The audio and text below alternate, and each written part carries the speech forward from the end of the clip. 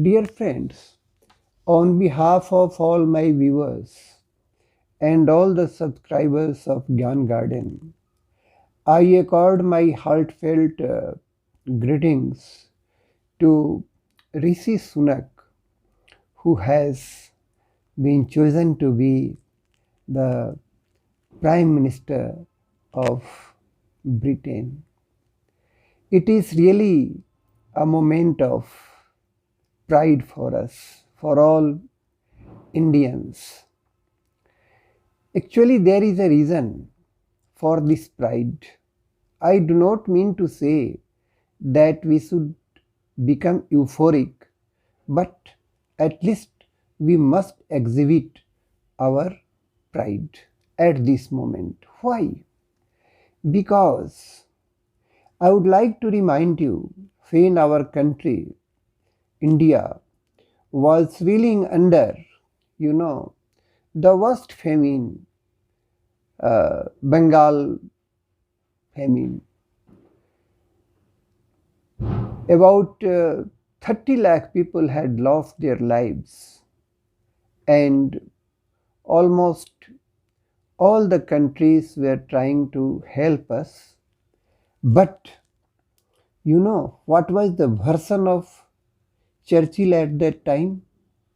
Winston Churchill, as narrated by Ramchandra Guha, a veteran historian, in his book uh, Churchill, the greatest Briton, hated Gandhi, the greatest Indian. What were the contexts I do not know, but Churchill had a common refrain for Indians, and he would often express, those refrains. So at the time of sending help to India, actually he was reluctant.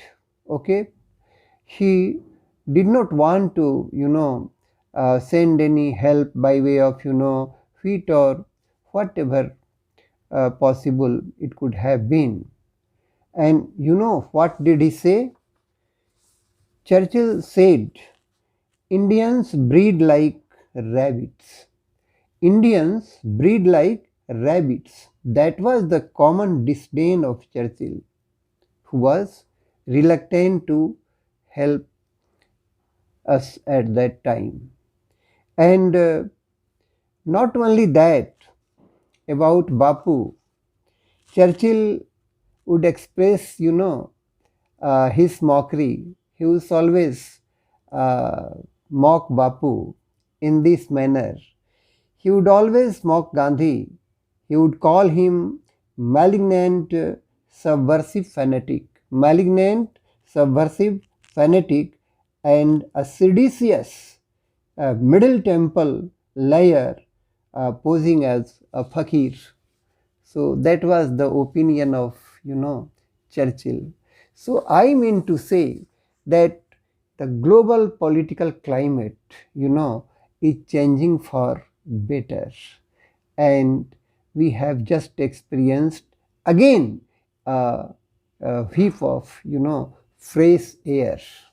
Just as we have experienced Nelson Mandela's, just as we have experienced, uh, so many tolerant people. Okay, just as we have, witnessed the elevation of a great Indian in Trinidad, and then we have seen Kamala Harris in USA, and now uh, Rishi sir in Britain. So obviously, this is a moment of pride for all Indians.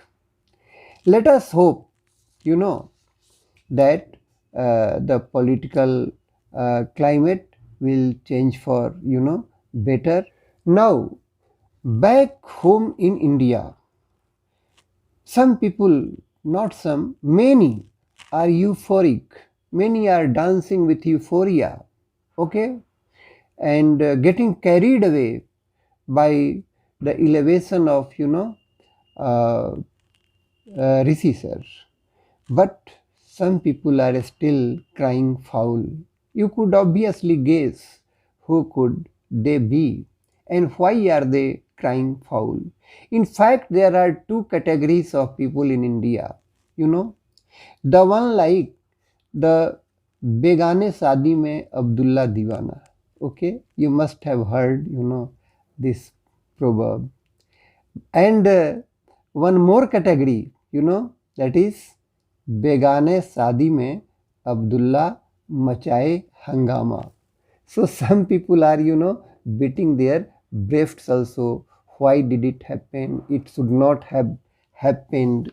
And now let us first deal with those guys in India who are beating their breasts over the election of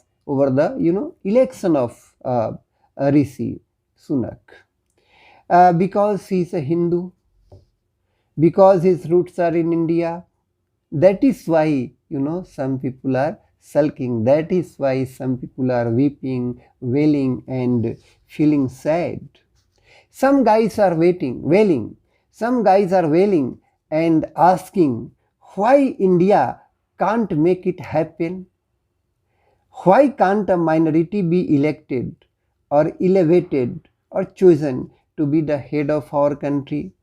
Now these fretful and peevish, these dil mange more guys should understand that just being in minority doesn't guarantee your eligibility.